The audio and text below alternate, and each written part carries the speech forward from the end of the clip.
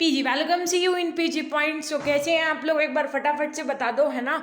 और आज के सेशन में हम लोग कुछ अल्टीमेट करने वाले हैं। अल्टीमेट इन द सेंस कि शिक्षा के समाजशास्त्री परिप्रेक्ष्य का जो आपका CSGMU का 2016 का क्वेश्चन पेपर है उसके क्वेश्चंस देखेंगे और उससे हम लोग इम्पोर्टेंट टॉपिक्स छाटेंगे और फिर वो रात में पढ़ाई करके निर्णय करेंगे, है ना। क्यों, बहुत से बच्चों का ये क्वेश्चन है कि मैम जब पेपर MCQ होना है, आप 99% बोल रहे हैं, तो आप फिर ये हम लोगों को थ्योरी क्यों पढ़ा रहे हो। अच्छा यार एक बात बताओ हमको ना, एक बात, मेरा उन बच्चों से ये क्वेश्चन है कि क्या MCQ होना है पेपर, तो क्या आप लोगों ने थ्योरी नहीं पढ़ी है कि सीधे MCQ देने चले जाओगे। बताओ जरा।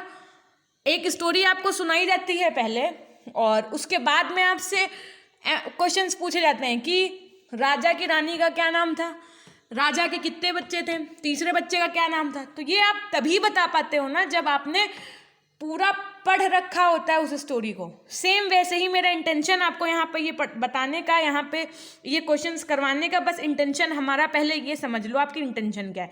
वो बस इंटेंशन ये है कि जो ये टॉपिक्स होंगे ना, क्वेश्चंस के जो टॉपिक्स, मतलब जिन क्वेश्चन आपको जो क्वेश्चंस इन क्वेश्चन पेपर में मिलेंगे वो क्वेश्चन आपको एकदम अच्छे से पढ़ के जाना है। मतलब कि वो नीति कब आई, या उन मनोवैज्ञानिक ने ये बात किस सन में कही, है ना।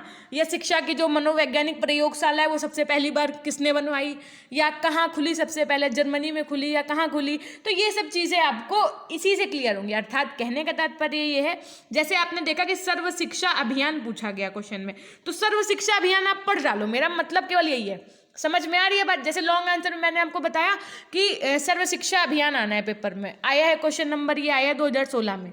तो आपको सर्व शिक्षा अभियान अच्छे से रात को पढ़ाई करके सोनी है। बस मेरा इंटेंशन ये होता है इस क्वेश्चन पेपर को करवाने का।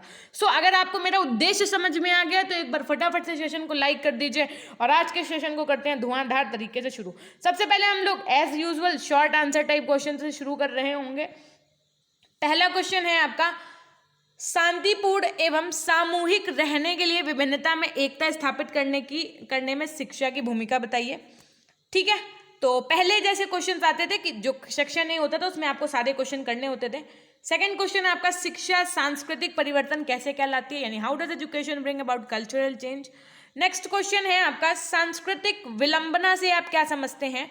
और चौथा क्वेश्चन है आपका, लोकतंत्र शिक्षा की प्रमुख विशेषताएं बताइए। ठीक है, ये हो गए आपके 4 क्वेश्चंस। नेक्स्ट क्वेश्चंस देखो, क्वेश्चन नंबर 5 है, जनसंख्या शिक्षा के उद्देश्य क्या है, विद्यालय को समाज से जोड़ने में शिक्षक की क्या भूमिका होती है, ये बताना है आपको। ठीक है, उसके बाद में इतना देख लिया आपने। नेक्स्ट क्वेश्चन देखिए, क्वेश्चन नंबर 7 है आपका, राष्ट्रीय एकीकरण से आप क्या समझते हैं। समावेशी शिक्षा के संदर्भ में शिक्षकों की भूमिका को समझाना है। फिर क्वेश्चन नंबर 8, ठीक है, 8 तक आपने देख लिया। ये हो गए आपके वेरी शॉर्ट क्वेश्चन आंसर। एक बार जरा इस पेज का स्क्रीनशॉट लो, फिर हम आगे शो करते हैं आपको, उसका स्क्रीनशॉट और ले लो। इन क्वेश्चंस का जरा एक बार, चारों क्वेश्चंस का फटाफट से स्क्रीनशॉट ले लो एक बार। Okay good. अब एक बार जरा क्वेश्चन नंबर 1, 2, 3 का भी स्क्रीनशॉट ले लो। होप सो कि आपने स्क्रीनशॉट्स ले लिए होंगे। अब जरा एक बार लॉन्ग आंसर देखिए। अब ये लॉन्ग आंसर वाले टॉपिक आपको एकदम अच्छे से पढ़ लेने हैं। अभी देखना 2016 का पेपर मैं आज करवा रही हूँ, कल 17 का, परसों 18 का, फिर 19 का भी करवाऊंगी। तो इन चारों पेपर में भी आपके बहुत से टॉपिक रिवाइज हुए होंगे। तो इसका मतलब ये होगा कि वो टॉपिक आपका most of the most important topic है, वो टॉपिक अच्छे से पढ़ के जाना है। जब आप किसी चीज़ को पढ़ते हैं तो आपको पता चल जाता है कि इससे कौन सा MCQ बन सकता है। ओके, अब देखो जरा, पहला क्वेश्चन क्या पूछा गया था, सामाजिक परिवर्तन के संप्रत्यय से आप क्या समझते हैं, शिक्षा सामाजिक परिवर्तन कैसे ला सकती है। नेक्स्ट, समानता, बंधुता, न्याय व स्वतंत्रता की संवैधानिक वादे के संदर्भ में शिक्षा के लक्ष्यों से संबंधित संवैधानिक मूल्यों की विवेचना कीजिए। अब ये समानता, बंधुता, फ्रेटर्निटी, है ना, ये सब आपको पढ़ना है। उसके बाद में आपको शॉर्ट नोट्स लिखने थे शैक्षिक अवसरों की समानता और अनवरत शिक्षा पर। देन आफ्टर, लोकतंत्र को परिभाषित कीजिए, लोकतंत्र के लिए शिक्षा पर प्रकाश डालिए। ये क्वेश्चन था आपका। फिर अब जरा एक बार सेक्शन बी एंड हो गया, एक बार सेक्शन बी का जरा स्क्रीनशॉट ले लो, एक बार इस पेज का ले लो आप लोग, है ना।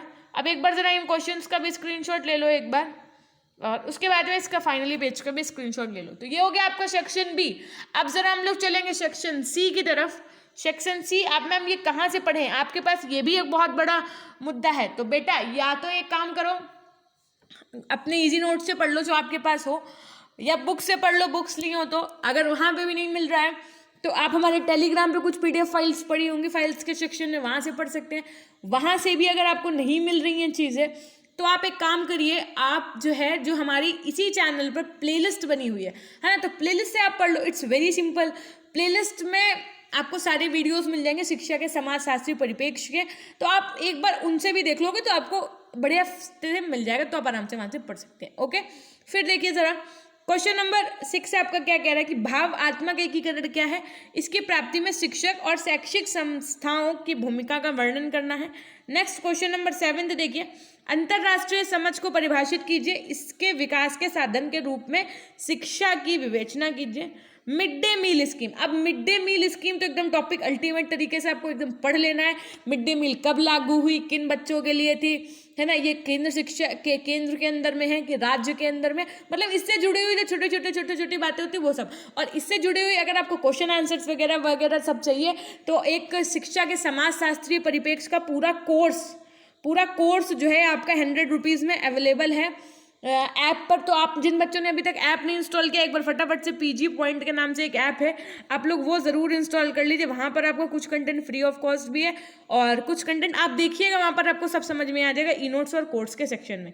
ठीक है, आश्रम पद्धति स्कूल क्या है एक बार ये भी आपको अच्छे से पढ़ना है। फिर देखो, भारत में सर्व शिक्षा अभियान की सफलता पर प्रकाश डालिए, ये आप हमसे आज लिखवा लीजिए। यहाँ पर 100% मैं लिख दे रही हूँ कि सर्व शिक्षा अभियान से आपके इस 2022 में भी प्रश्न बनेंगे, बहुविकल्पी अगर पेपर होगा तब भी। तो एकदम अच्छे से टॉपिक पढ़ के चलो, अब इससे ज़्यादा गारंटी कोई नहीं ले सकता। ठीक है, तो कल हम लोग बात कर रहे होंगे 2017 के क्वेश्चन पेपर की। एक बार फटाफट से स्क्रीनशॉट लेना शुरू करो, एक बार इस पेज का आप स्क्रीनशॉट ले लो, देन आफ्टर इस पेज का स्क्रीनशॉट ले लो एक, और उसके बाद में इन पेजेस का भी स्क्रीनशॉट ले लो। ठीक है, अब ज़रा हम बात कर लेते हैं ऐप की। जिन बच्चों ने अभी तक PG पॉइंट ऐप को नहीं इंस्टॉल किया है तो आप PG पॉइंट ऐप को प्ले स्टोर पर सर्च कर लीजिए, वहाँ पर आपको ऐप मिल जाएगा, वहाँ से इंस्टॉल कर सकते हैं। जिन बच्चों ने हमारे टेलीग्राम चैनल को नहीं ज्वाइन किया है वो भी एक काम कर सकते हैं, PG पॉइंट सर्च करके टेलीग्राम चैनल से भी ज्वाइन हो सकते हैं।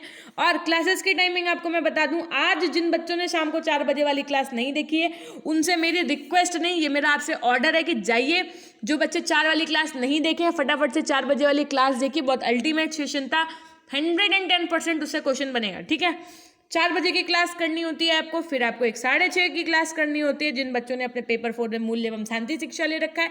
और उसके बाद में सुनो, अभी थोड़ी देर पहले मैंने एक वीडियो बनाया है जिसमें आपके CSDMU का 2nd सेमेस्टर का सिलेबस मैंने डिटेल में डिस्कस किया हुआ है, तो एक बार वो जाकर के वीडियो ज़रूर देख लेना, क्योंकि 1st सेमेस्टर के पेपर आपके जैसे ही खत्म हो जाएंगे उसके नेक्स्ट डे से ही मैं क्लासेस शुरू कर दूंगी, क्योंकि 2nd सेमेस्टर आपका लेट शायद ना हो, ऐसा यूनिवर्सिटी का कहना है, क्योंकि उन्होंने अपने अकॉर्डिंग जनवरी से ही क्लासेस कॉलेजेस में शुरू करवा दी थी। ओके, और उसके बाद में रात्रि 9 बजे आपका एक ये सेशन होता है। ठीक है, तो होप्स हो कि आपको ये सब चीज़ें अच्छी लगी होंगी, और इसी के साथ में हम लोग ज़रा करेंगे सेशन को एंड। एक बार फटाफट से लिख दो अपनों के लिए, है ना, जल्दी से लिखो अपनों के लिए, और रोज शाम 4 बजे, शाम 6:30 बजे, रात्रि 9 बजे, और उसके बाद में आपको टेलीग्राम से जुड़ना है, वो दोस्तों तक शेयर करना है और ऐप को इंस्टॉल कर लेना है। ठीक है, तो बड़ों से मेरे लिए आशीर्वाद लीजिएगा, छोटों को मेरा प्यार दीजिएगा। Love you all, love you my dear class. हमेशा खुश रहिए, मुस्कुराते रहिए, कभी अपने लिए तो कभी अपनों के लिए। Till then take care, bye bye, शुभ रात्रि, tata bye bye, take care.